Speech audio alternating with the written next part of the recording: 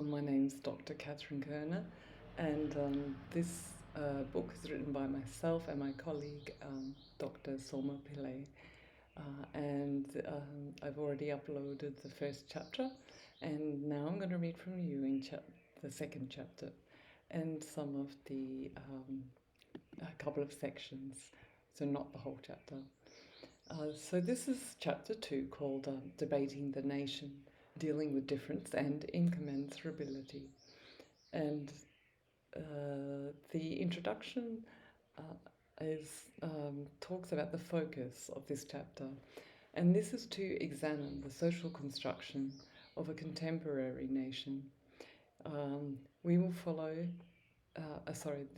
This will first allow us to comment on the racialised discourse that produces a white Australia, and second, further contextualise the question: how do rural people in Australia produce themselves as a white Australia? So, how do they think about race and Australian identity in the context of Indigenous sovereignty in their everyday lives? So, part of the answer to this question requires an exploration of the social construction of the nation. So, until the past few decades, the modern nation has remained one of the most untheorized concepts within the modern world. So, that was Chatterjee in 1993. Um, Therefore, it's the centre of this chapter. The Australian nation imagines itself to be sovereign, and hence it divests itself the power of the patriarchal white sovereignty. Morton Robinson, 2015. So this is the key point. The section reviews the concept of the nation as an abstract community in order to theorise the nation as a social construction. So there's 3 areas presented towards addressing the issue of racialisation in the process of creating a nation out of federation of invader colonies, and this was to meet the book's objectives.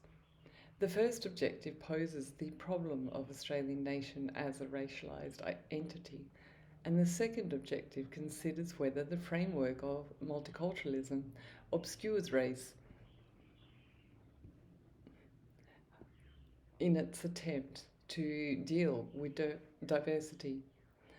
Third, in response to the quote above by Morton Robinson, 2007, 101 to 102, the modern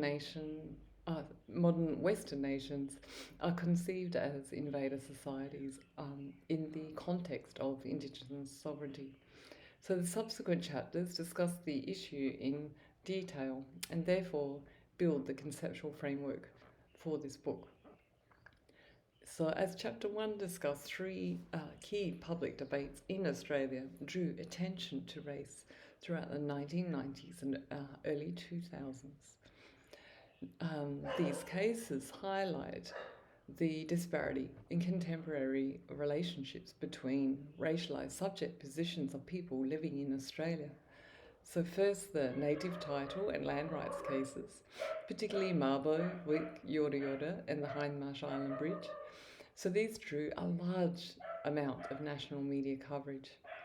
So second, the Pauline Hanson and a backlash against diversity and minority lobby groups were labelled as interest groups, particularly those marked by race.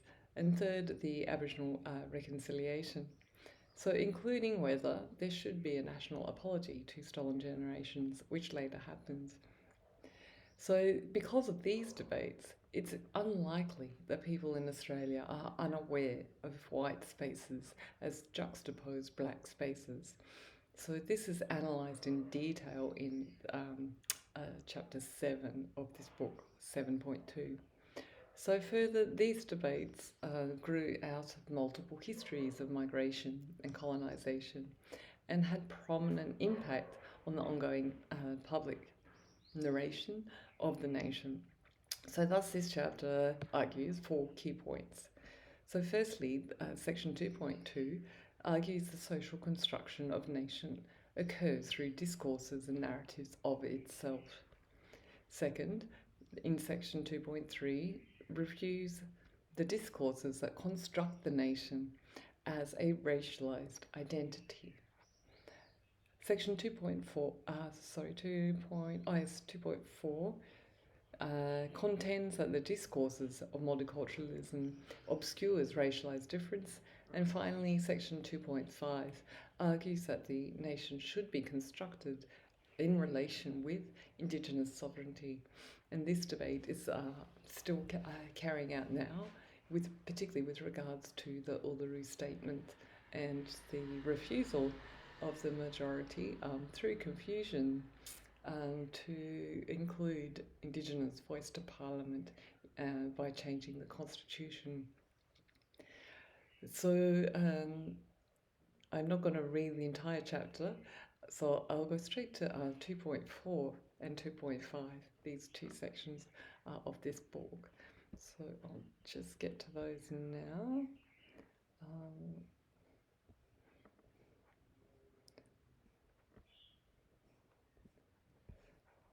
So for section 2.4, we are not one, but we are many. That this is the narrative of the multicultural nation.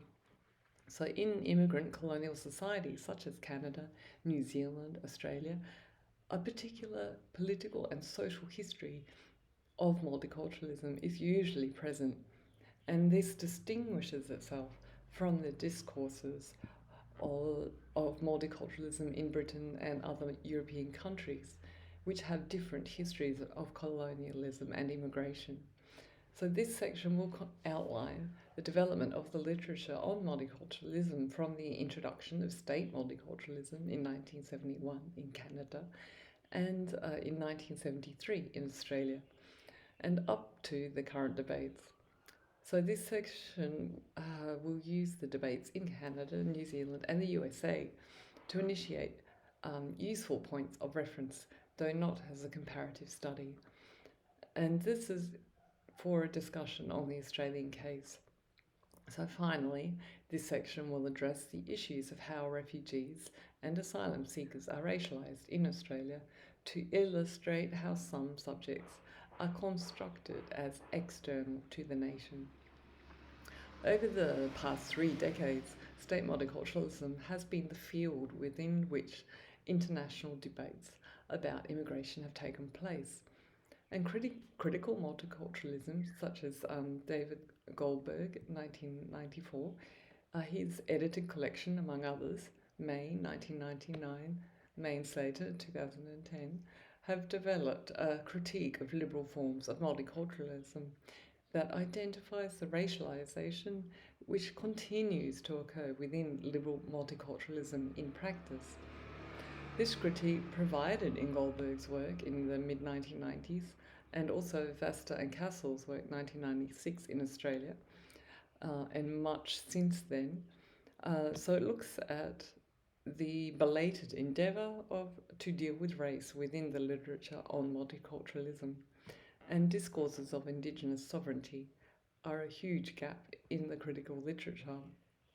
Kurzweil's 2000. These gaps persist to this day, and this is evidenced in more recent literature, so Dretcher and Waller and McCallum 2018, Foster and McGavin 2016, Hollingsworth 2016, Shepherds and Lewis Fernandez 2016, Short 2016, Short and Lennox 2016, Pruitt 2016. So in the 1970s and 1980s in Canada, as in New Zealand and Australia, governments introduced multiculturalism.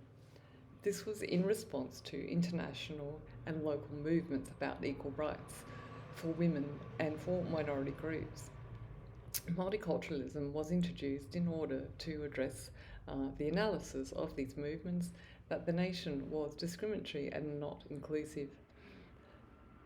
In addition to the identified global trends, there were internal pressures that were unique to Canada, New Zealand and Australia. The debates about multiculturalism in Canada conceptualised multiple sovereignties, including French Quebec and Aboriginal nations. So one approach is to conceptualise multiple sovereignties as nations within Canada.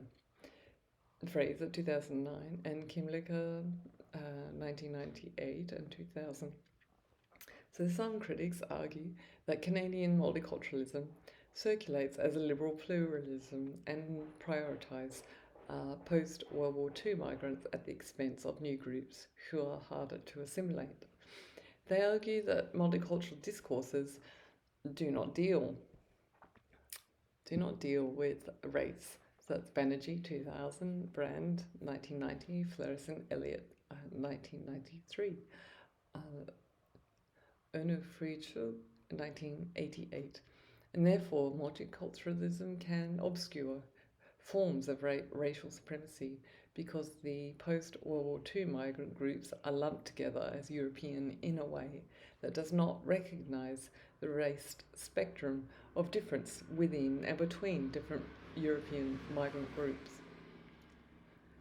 The generic European category is then cast against other minority migrant groups.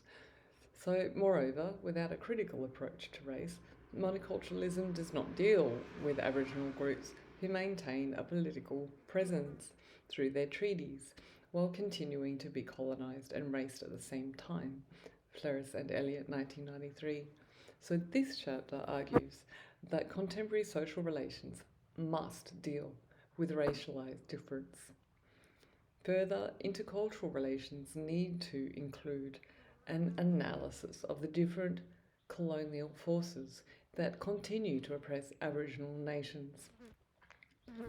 The Canadian situation offers this book the concept of having multiple sovereignties over the same territory.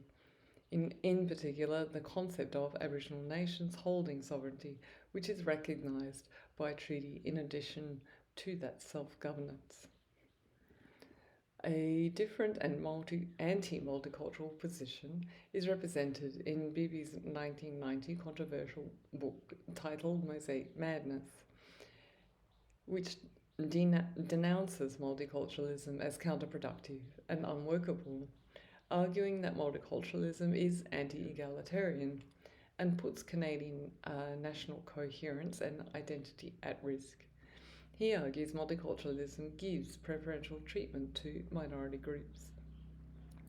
Bibi claims that all people living in Canada should have the same rules because they already have the same opportunities.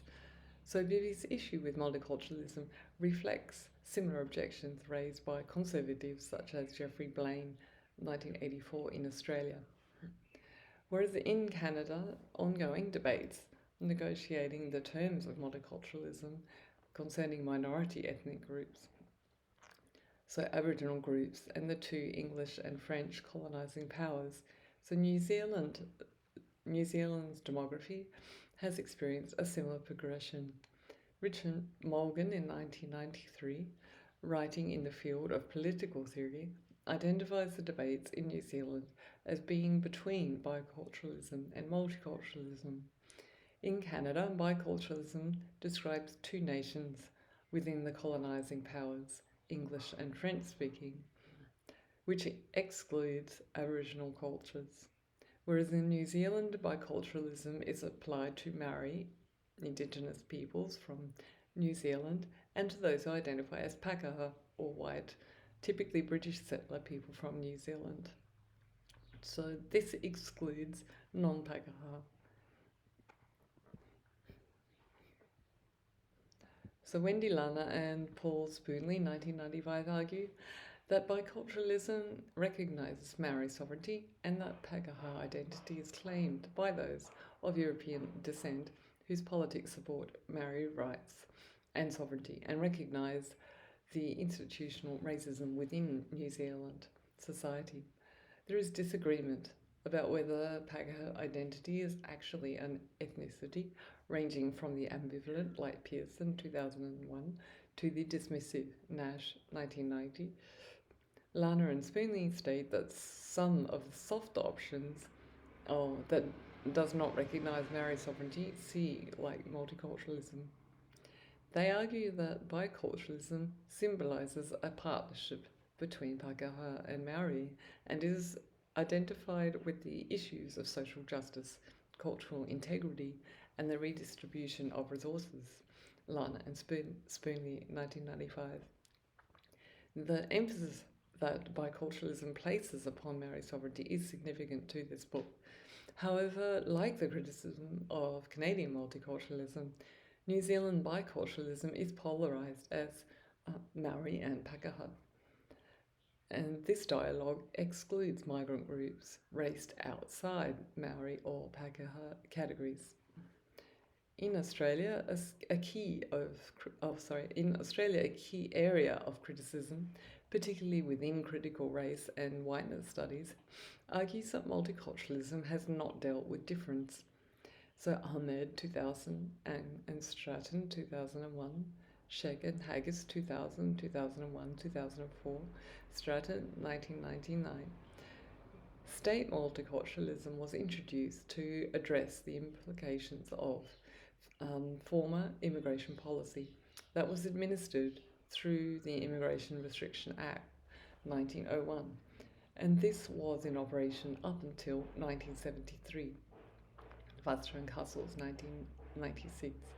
So both Indigenous people and immigrants were subjected to processes of racialisation, an issue that Anne Koerner's 2000-2003 also addressed, as will be discussed in more detail from page 63. A hegemonic national identity is retained within multiculturalism that positions those categorised as other as add-ons. In Australia, multiculturalism does not include the Indigenous. Indigeneity is structured within colonised power relations. Adding to this analysis is Page 1998 concept of the white nation, and his argument is that it is not race per se that is important, but the way in which certain kinds of relationship to territory and the national space. Oh, sorry, but I left out a sentence. But the way in which the claim to certain race or ethnicity, for example, white, also assumes a certain kind of relationship to territory and national space. Key point. So this special relationship grants an assumed right to govern the national space.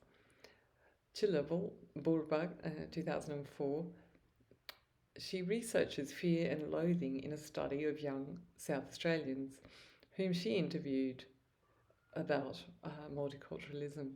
She uses Hodge's concept of paranoid nationalism and argues that her findings offer hope that a change in public paranoia presented fear and loathing of the other can occur if government will address the issues of concern, including poverty, unemployment, and job security. Bulbet 2004. So we're not convinced, however, that these findings indicate the centrality of white governance is shifting. Rather, it seems that the assumed rights are readily shared on the condition that white race privilege is maintained. So Koerner, 2004, argues, or she critiques, the colonial beginnings of state multiculturalism as a form of nationalism. Koerner she states that Australian multiculturalism engages debates about minorities, which by their very nature assumes a majority or homogenous core. She argues that the minorities in multiculturalism are usually represented through the categories of race, ethnicity, and indigeneity. Like other critics of multiculturalism, Koerner considers the category of race as social processes that groups people differently as opposed to being an unproblematic national biological phenomenon.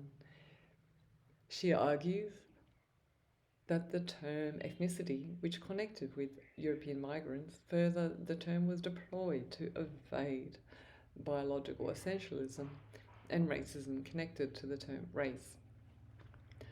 Addressing the colonial linkages between Indigenous and multicultural Australian subjects, Koerner argues that the Australian state fails both in the nation, also the Australian state fails both in that the nation invoked in the name Australia is exclusively Anglo-Celtic.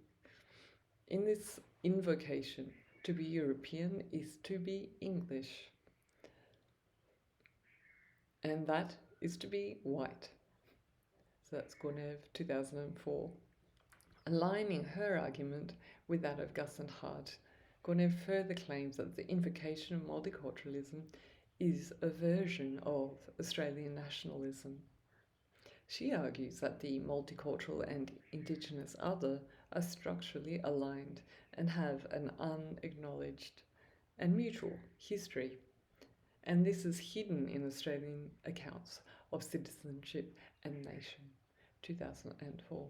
So Koerner concludes, and I quote, "The legacies of British colonialism structure contemporary Australian debates about the nation, about citizenship and multiculturalism, so that who owns modernity and inherits European civilization instigates a process of racialization in which the descendants of European post-war immigrants continue to be aligned with Indigenous and Asian settlers. Racialization is always an arbitrary process.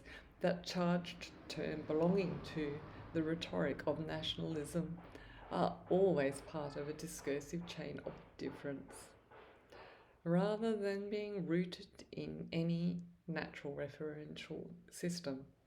Koerner, 2004.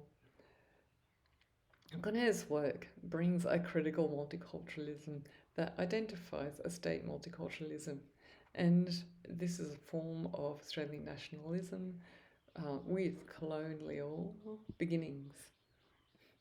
It requires an ongoing critical engagement with multiculturalism that includes anti-racist strategies. The weakness in Hart's work is his inability to locate his assessment of white nation vis-a-vis Indigenous sovereignty, whereas Koerner attempts to address indigeneity, but not only to argue that there is structural equivalence that does not actually deal with Indigenous sovereignty at all. The history of British invasion and colonisation structures the debates about nation, citizenship and multiculturalism.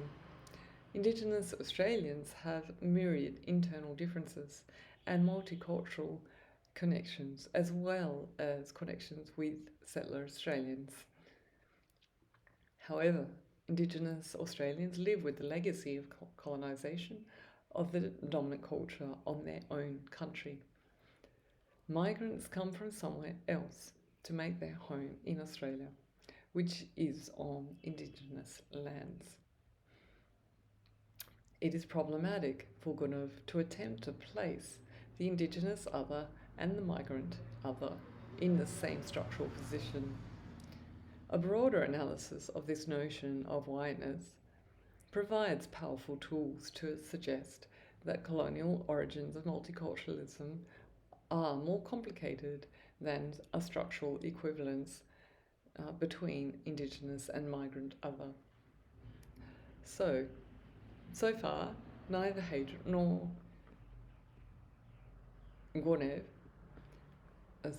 Hart nor Koerner address the issue of the position of the asylum seeker, or many migrants situated as marginal to dominant hegemonic forms of whiteness. Within the spectrum of whiteness, who appear to oppose asylum seekers who arrive informally by position to exclude the asylum seeker as other.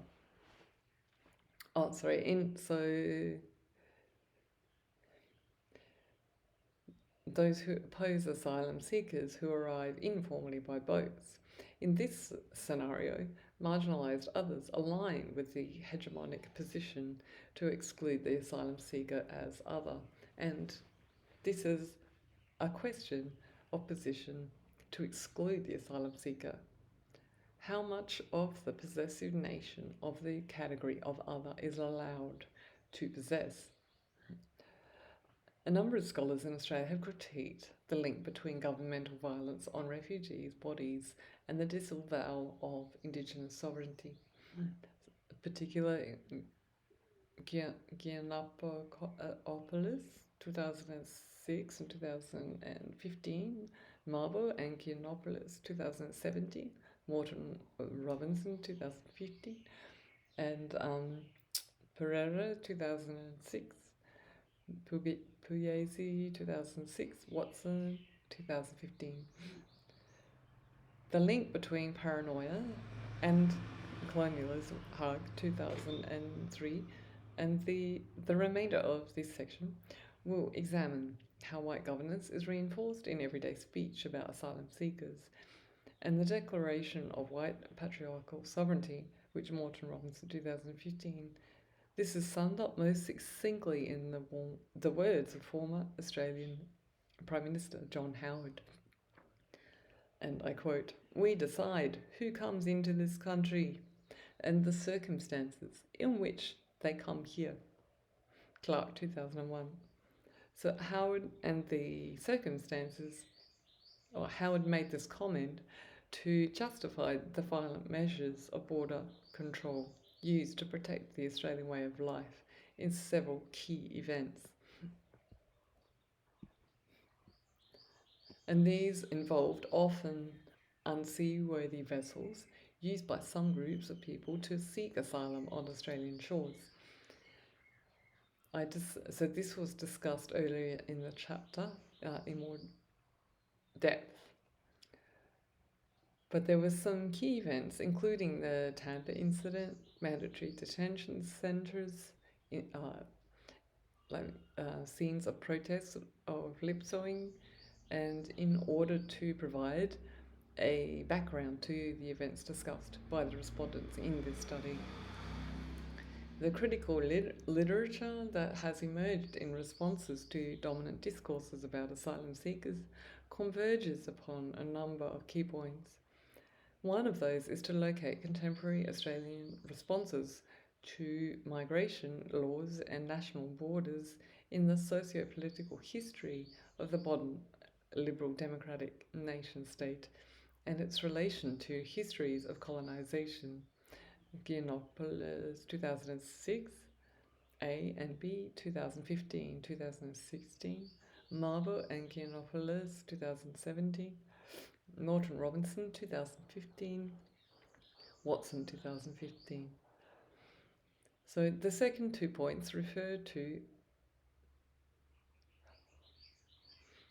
Edward Said's theory of Orientalism, which argues that the Orient is constructed through narratives and representations deployed by the West to achieve cultural superiority, and the West, as a dominant discourse, also constructs itself.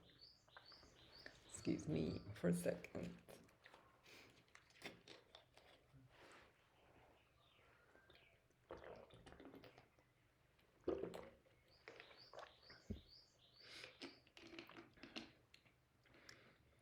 These constructions, therefore, are also linked to the political realities of imperialism of the colonized and the colonizer. Scott and Aloya, 1909, and Said, 1978.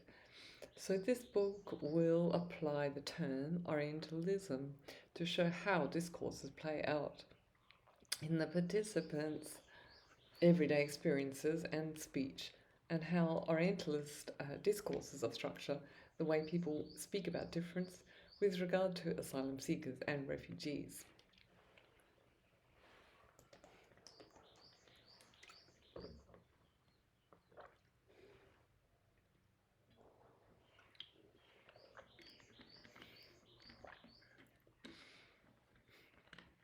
Chapter 5 will draw out the Orientalist discourses which underpin discussions about asylum seekers and how Australian narratives, and how Australian narratives about border control conflate refugee issues with national security issues. Following the point of convergence above, A second and related critique unpacks how Orientalist discourses underpin popular culture and news media representation of asylum seekers and refugees. So Gale, 2005, Hoenig, 2009, Imtwal, 2007, The Syrian Banerjee, 2004. So this important critique outlines that the process of reinforcing Australian border security is a racialised one that leaves Third World and Middle Eastern asylum seekers stateless, non-citizens and non-people. Pereira, 2007. This maintains white possession of Australian national space, Haj, 2003. So, a third area of criticism of the criminalisation of the Oriental as refugees and the technology of surveillance and control, including racial profiling by the government, Pillay, 2006.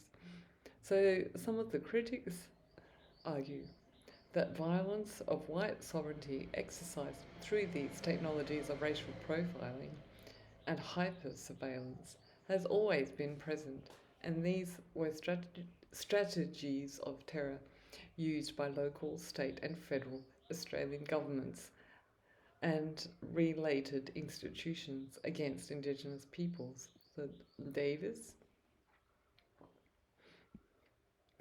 Davis and Watson, 2006. So further, Irene Watson, in 2015, strongly contests the Australian state's claim to sovereignty by demonstrating that Indigenous people have never ceded sovereignty. Thus, the state's race-based policies and practices are acts of terror against Indigenous people. This body of literature informs the interview analysis in Chapter 5, and because it outlines the race-based national narratives and practices that have historically reinforced white governance and enacted through white possession of the nation a discourse in everyday speech in Australia.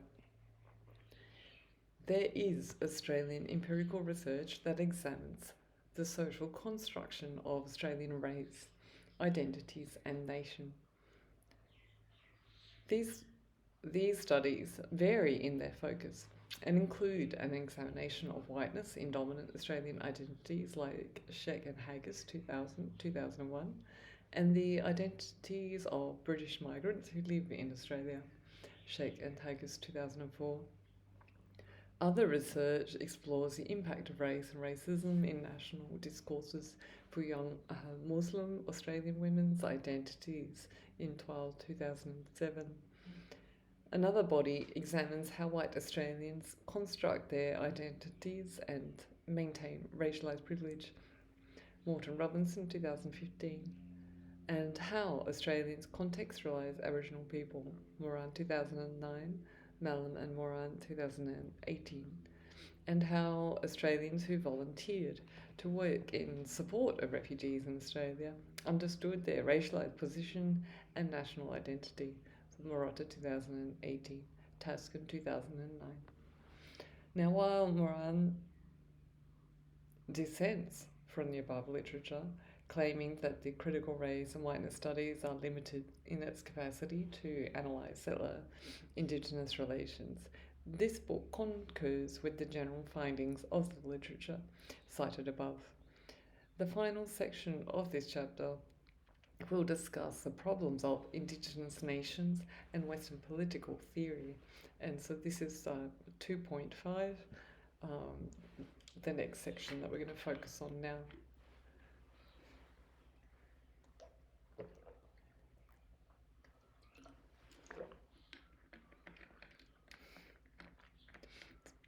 So 2.5, Indigenous nations and Western political theory, is a cornerstone of liberalism. And, one of the cornerstones of liberalism is that people, independent of whites, independent of state sovereignty, hold sovereignty. This section is concerned with the issue of Indigenous sovereignty in the context of colonial and post-colonial Western nations.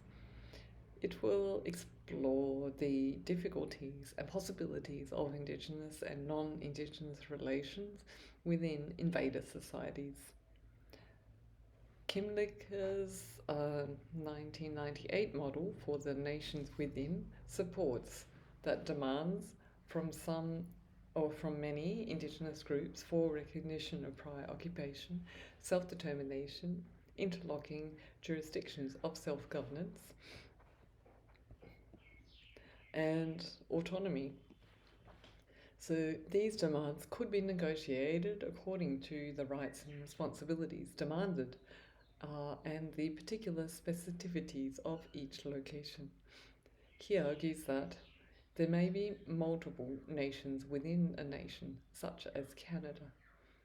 Each nation practices its sovereignty through self-governance without breaking away from the nation within and within which it is located. While Kimlicka has generated groundbreaking work in this field through his conception of the nations within, other intellectuals like Tully 2000 and Simpson 2000, discussed in more detail below, take the position that Indigenous peoples in particular, with multiple sovereignties, do not necessarily perceive themselves as within the nation they call the hegemonic sovereign state. Rather, they present Indigenous sovereignty as interrelated and overlapping the same territories as the state, but not within the state. Other theorists, such as Iris Marion Young, 2000, also discussed below, they question whether sovereignty is an appropriate goal at all for contemporary forms of democracy, especially given the legacies of colonialism.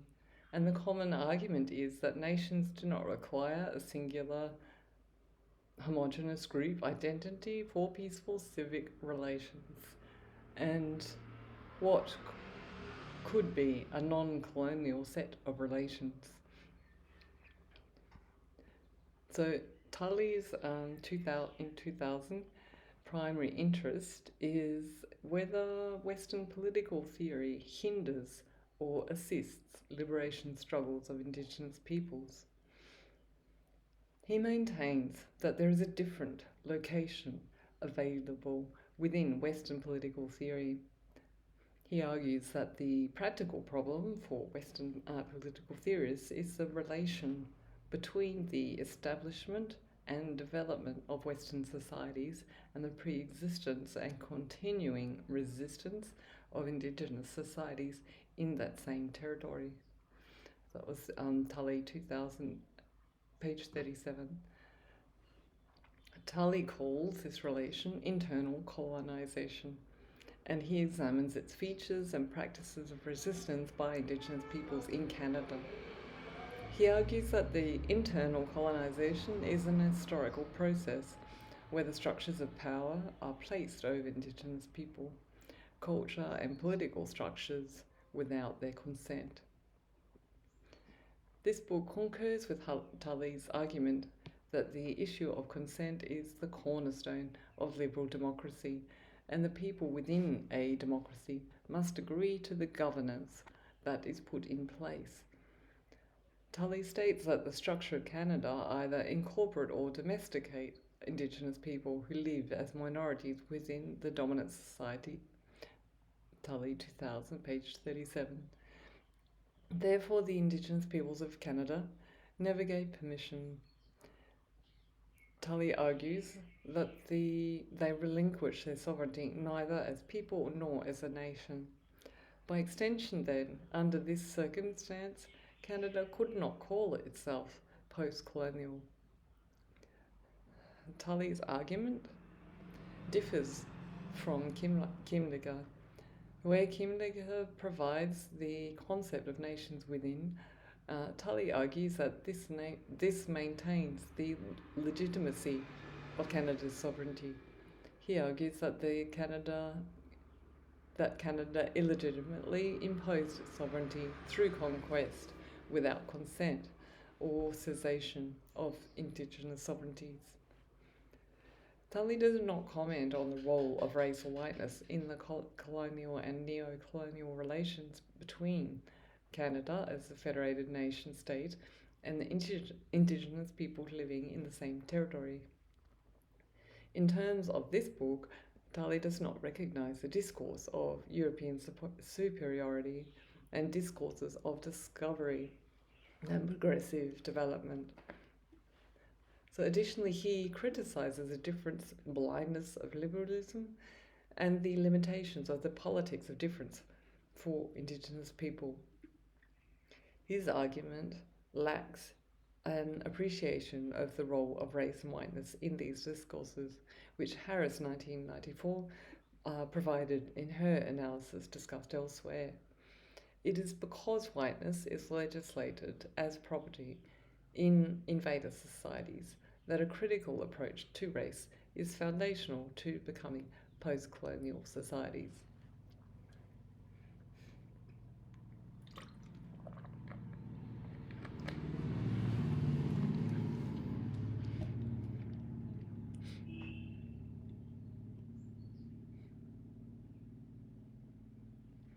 This contribution Tully makes is that, or the contribution that Tully makes is that in order for non-colonial relationships between Indigenous and non-Indigenous people to be possible, non-Indigenous activists and academics must engage in critical intercultural dialogue that allows Western political theory in particular to see the horizon of its conventional thinking as a limitation. Moreover, this edge marks the genuine ground for future non-colonial relationships between free and equal peoples. This term, non-colonial, is of paramount importance to explore in the context of invader nation states, such as Canada and Australia, where the nation states cannot become post-colonial because of internal colonisation and the existence of the state upon Indigenous lands, knowledge and ways of being, which is not coexistent. Marion Young's 2000 description of post-coloniality captures the goal of non-colonial relations when she claims that because the legacies of colonialism persist, progressive intellectuals and activists should take on the task of undoing their efforts. In this book, Koerner and Pillay adopts the term non-colonial as posited by Tully. The authors will apply the definition of post-coloniality offered by Marion Young as the goal of the term non-colonial used throughout this book. Thus, invader nations have to become non-colonizing in order to become post-colonial. Writing about the journey towards a Mohawk nation, Order Simpson 2000 identifies Jackson 1988 paths towards a clearing as an alternative route to Kimlicker's proposal for minority nationalist relations. Within a broader framework of the state by listening in substantive ways to the voices and experiences within. Simpson 2000, page 125. She argues for the conversation of nationhood and ongoing dialogue between sovereign peoples to be located in a clear space. Her proposal resonates with that of Tully and Marion Young, who seek to negotiate ongoing dialogue and relationships with free and sovereign peoples. Simpson explores the narrative practices enacted by Katanawakari, like people of Kanawaka, to maintain a strong sense of themselves as a distinct people with rights and obligations that flow from their distinctiveness.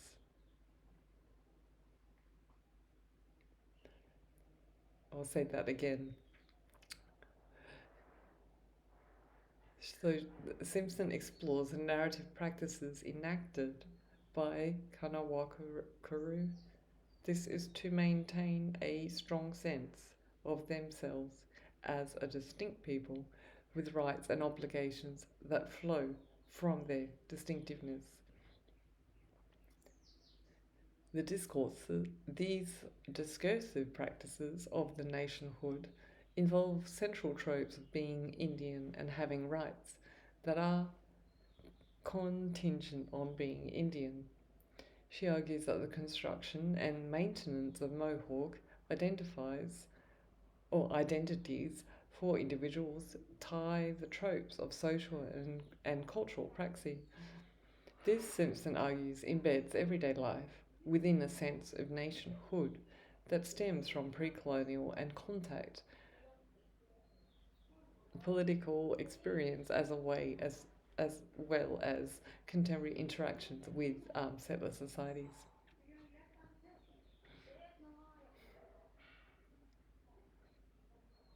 Through her attention on the Kanawha narratives about nation, Simpson examines Kanawha nationalism as the web of meaning and that compromise, that comprise culture, the plenum of experience rather than ethnicity, page 128. Her contribution to thinking about Indigenous nationhood and sovereignty is that Indigenous nationalism and nation are intimately linked to people's everyday lived experiences, embedded in culture rather than ethnicity.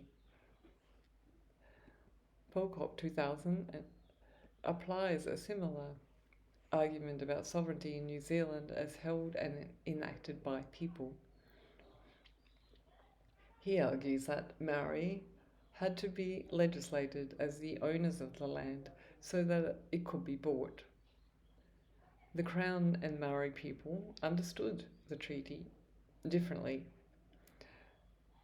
Congruent with Cheryl Harris's analysis discussed previously, Pocock theorises that by assigning the Maori with the capacity to hold property, the Crown and subsequent Pākehā were also establishing a capacity to alienate property. The concept of land as alienable commodity was not familiar to Maori and would not have been within their understanding of treaty. It was white Western definitions, and understandings of sovereignty and land ownership that determined how to interpret the Treaty of Waitangi.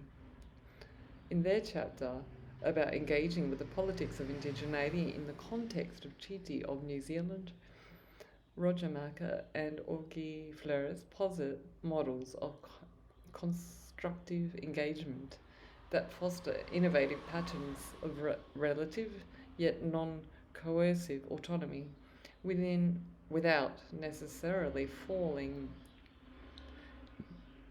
into the trap of cessation or confrontation. 2000, page 89.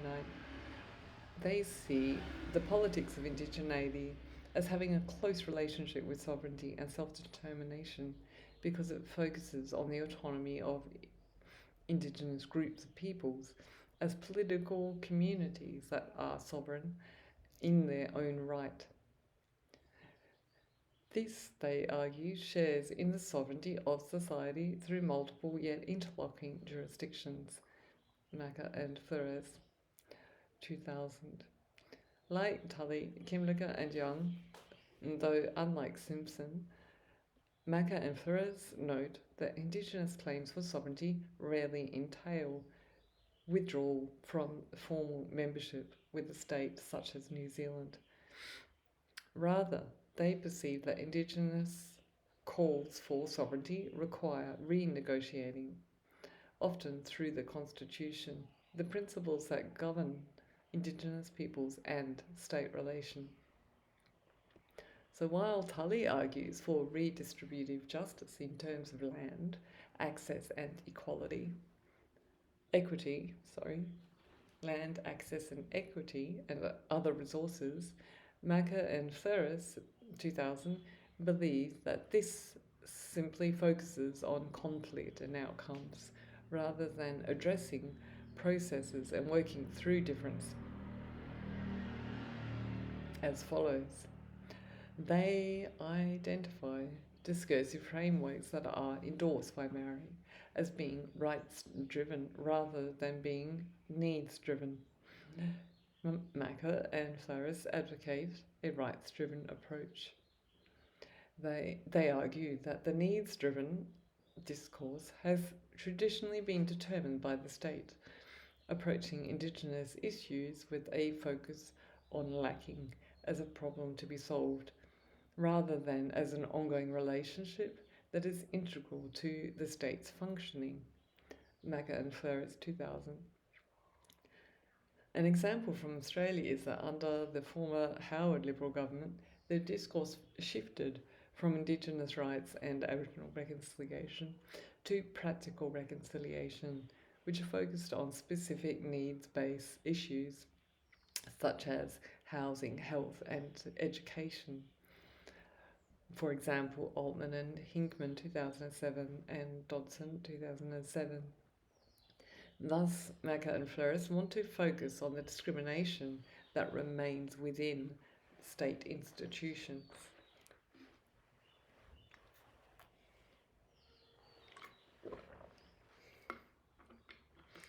Further, Macker and Flores argue that the politics of indigeneity transcends a commitment to official multiculturalism due to its focus on the removal of the discriminatory cultural and structural barriers within the existing institutional framework. This approach deals with the colonial mechanisms that remain within institutions.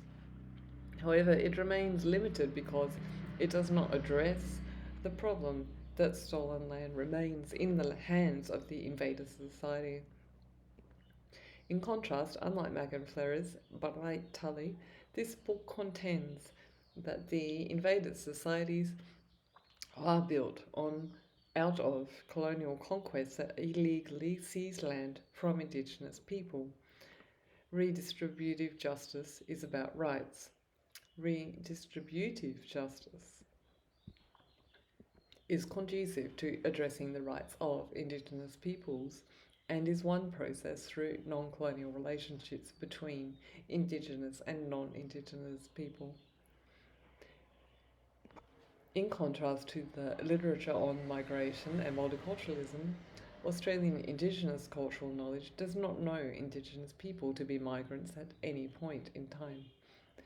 Despite the large difference among Indigenous groups in Australia, a common feature reflected in critical literature on race relations is that Aboriginal people are of this land. Watson, 2015.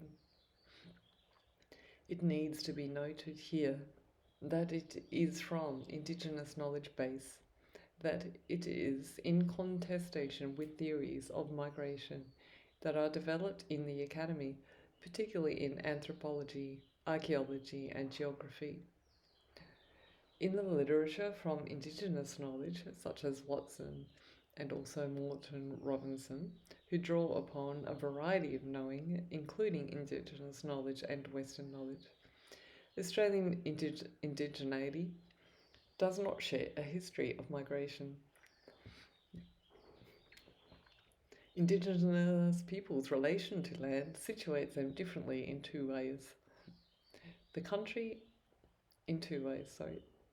First is their resistance to invasion and contestation of ownership of that country. And second, in their relation to the institutions that enact colonisation on behalf of the nation state. In the words of Aileen Morton Robinson, and I quote,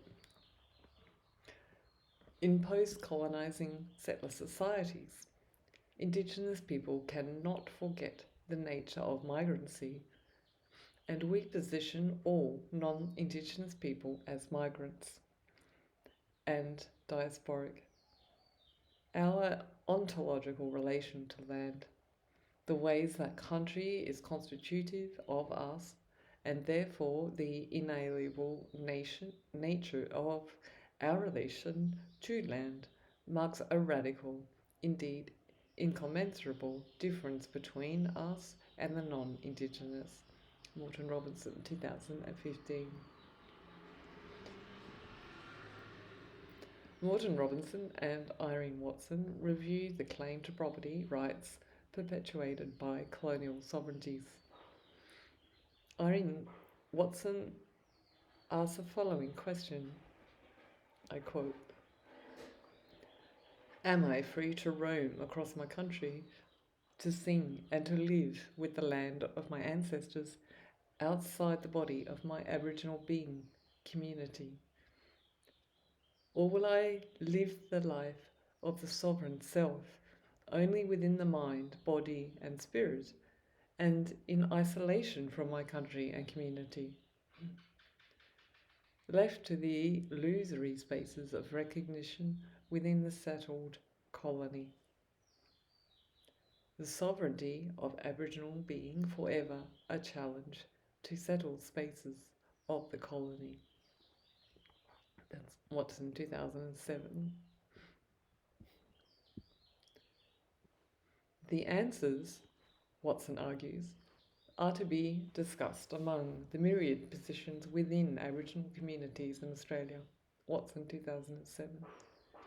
The question hangs painfully in colonised spaces of what is called Australia.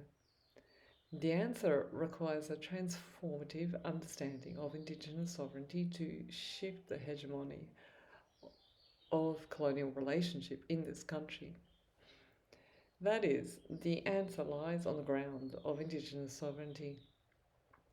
It requires the whites in the closet of Australian race relations to recognise the violence of relocating Indigenous sovereignty as a mere perspective. Nicol, 2000. Stepping out of the closet of Australian race relations necessitates that embodied non-Indigenous Australians focus on their relationship with Indigenous sovereignty. If the state refuses to engage in what Weber, 2000, refers to as conversations between Indigenous people, non-Indigenous people, and the state, then Watson's observation that the white nation expects Aboriginal people to dissolve into the collective spirit of the nation state remains. Watson, 2007. Watson's contribution to this argument is that Indigenous epistemologies and ontologies contain a jurisdiction that is site-specific, but not exclusive, through its interrelations with other sites. The exclusive, closed, bounded, and dominating sovereignty of colonising Australian state does not, by its nature, allow space for multiple interconnected sovereignties. The presence of Indigenous sovereignties calls into question the very legitimacy of colonising sovereignty claimed by the state and claimed by those who embody that hegemonic sovereignty. Watson, 2015. So Jeremy Weaver, 2000, he considers the implications of the High Court Mabo decision of 1992 to have a wide-reaching impact on the Australian constitutionalism. He argues that the courts not only overturned incorrect legacy of terra nullius in Australia, but also left general principles for acknowledging Indigenous title. Weaver, he points out that the High Court did not limit the decisions of detailed definitions of Indigenous title or processes, which he states as a non-Indigenous institution of the colonising government would be highly inappropriate. Rather, the High Court decision acknowledges that there is Indigenous title, and therefore Indigenous title requires knowledge of norms and originate outside of the common law. So that is Weber 2000, page 60. Furthermore, Weber argues the source of these norms is not confined to the period before contact, but is paralleled social structure with its own bodies of law and positions it continues, or which continues post contact in 2000. So herein is the problem of that with Weber's argument. However, first, there's a limited application of the possibilities opened by the Mabo decision.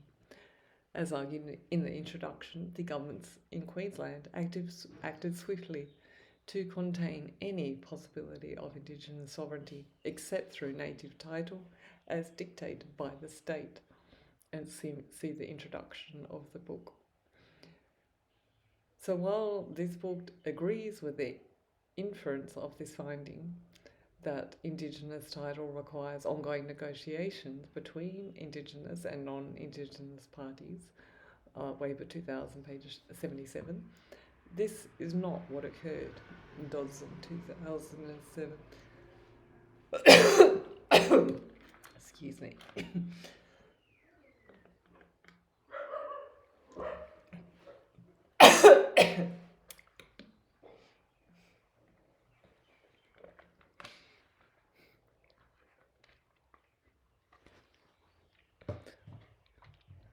So further, in the light of the earlier discussion about white sovereign law, why should Aboriginal people accept a decision by a colonial legislation system? These factors make Indigenous title more about property rights. This assessment meets a gap left in the work of Cheryl Harris, 1993, on whiteness as property. Because Indigenous people and non-white migrant others are raced simultaneously with the very outcomes and consequences. With very different outcomes and consequences. So the work of Audra Simpson, 2000 and 2014, can assist this chapter's analysis of the nation to involve a discussion about the racialised nature of property rights into a space where both are understood to be cultural artefacts.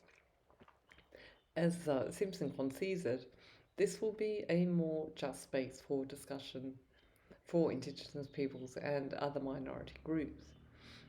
Further, it would root out the investment in maintaining white colonial practices of nation and land as property. In a space for truly equal power relationships, where the discursive practices of nationhood stem from interconnection and interaction with Indigenous sovereignty rather than Indigenous peoples being outsiders. Simpson invites participation in narrating nations that are embedded in everyday lived culture. The metaphor of a national conversation, which provides a framework for non-colonial relationships between Indigenous and non-Indigenous Australians. After all, as Weber argues, many nations are known by their internal differences as much as by any other fundamental matter. 2000, page 77. So public conversations about Indigenous sovereignty in Australia have historically located Indigenous people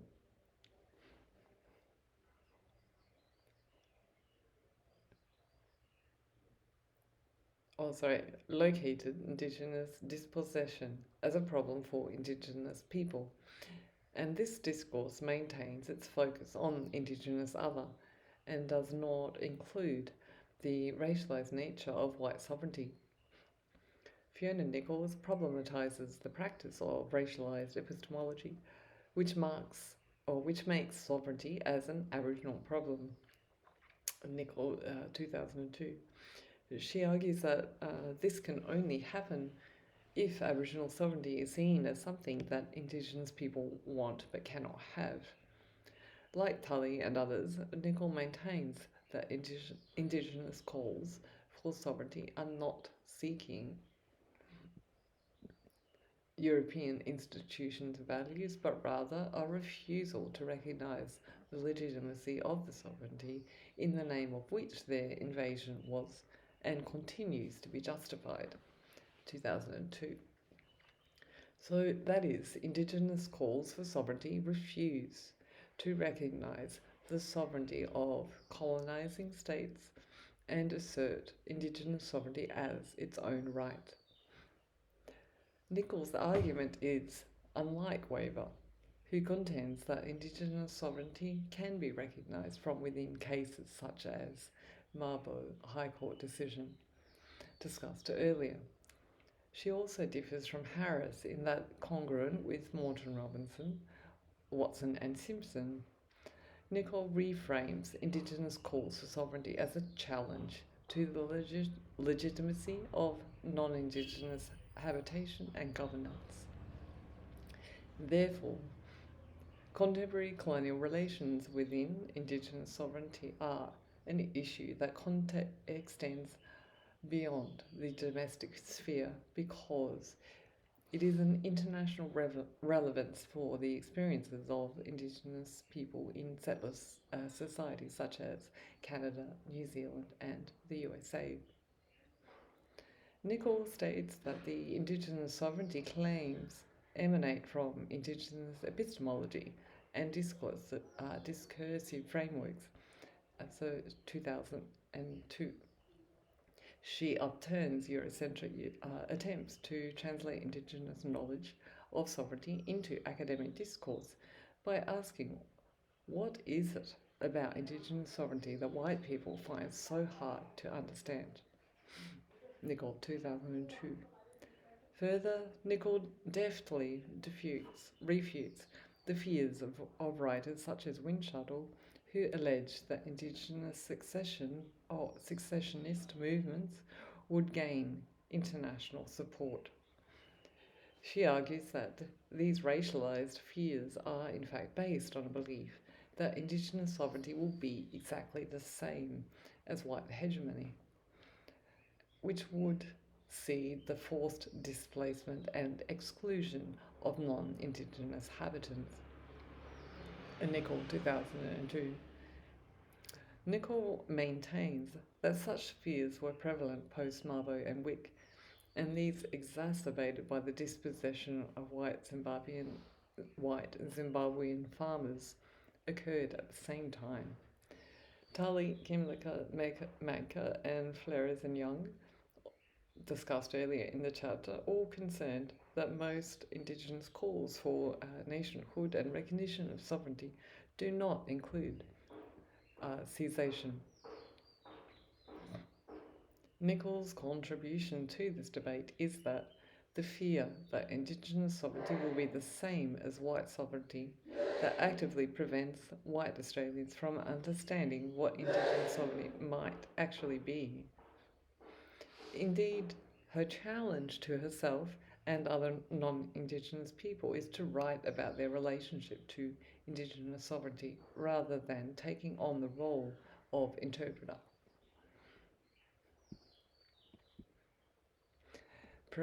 Pereira's 2006 approach is to recognise the dialogue and the relations between minority migrant groups and Indigenous peoples by beginning with Indigenous sovereignty.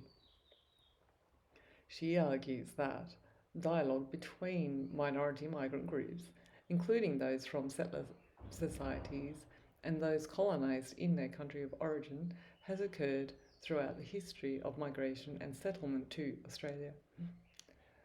Pereira points out that this dialogue can unsettle the settler Australian Indigenous binary in relation to Indigenous sovereignty. A fundamental difference between Pereira and Koerner is that recognising Indigenous sovereignty is a starting point of Pereira's approach. This requires minority migrants who are race within Australia to have policies of acknowledging that what they signed on to, what she calls the coloniser's contract, through the act of migrating to Australian soil.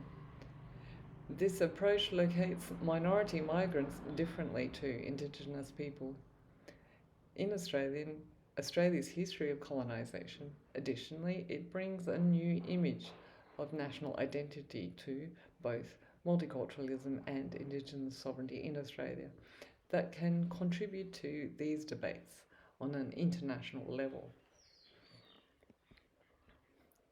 So, finally, in conclusion, this chapter has conceptualized the Australian identities and the social construction of the nation as an abstract community which imagines itself sovereign.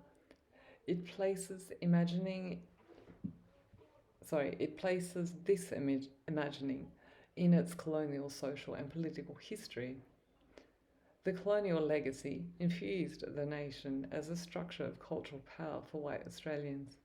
And this chapter argued that the nation is a discourse in which culture plays an active role through representing itself in national symbols, identities, and meanings. In Australia, there are two parallel public and academic debates that focus on descent. So, descent, belonging, and culture. One debate is concerned with migrants' cultural diversity and immigration policy. The other debate centres on the difference between Indigenous and non-Indigenous people in the context of colonisation.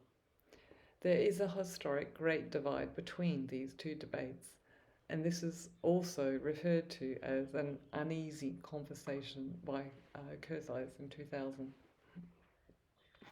So policies of exclusion occurred in both debates. Colonial racism feeds racial superiority, and there is an element in these debates about multiculturalism and Indigenous occupation. The exclusion of the non-white other reserved land for Europeans and the disavowal of Indigenous sovereignty justified the taking of land in Australia, as it had in other British colonial nations. The early practice of multiculturalism excluded migrants from Asia through its focus on migrants from continental Europe, due to the belief that the latter were more easily assimilable. A common debate promulgated by Blaney in 1984 was that immigration rates from Asia is too high for Australia, and the multicultural debate shifted to focus on a concern with controlling the numbers of Asian immigrants to view that racial, ethnic, or cultural distinctions should be present in immigration debates.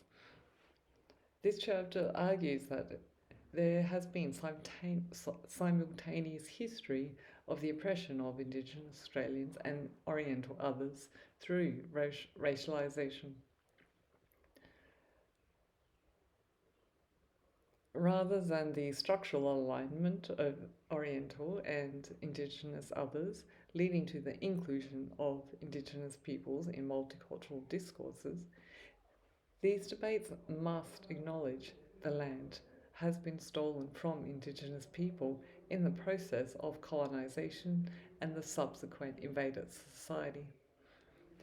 Popular discourse represents the story of descent, belonging, and culture through the imagery of the settler society as a multicultural society, and obscures the continuing occupation of Indigenous lands and waters, protects white governmentality, and prevents non-colonial Indigenous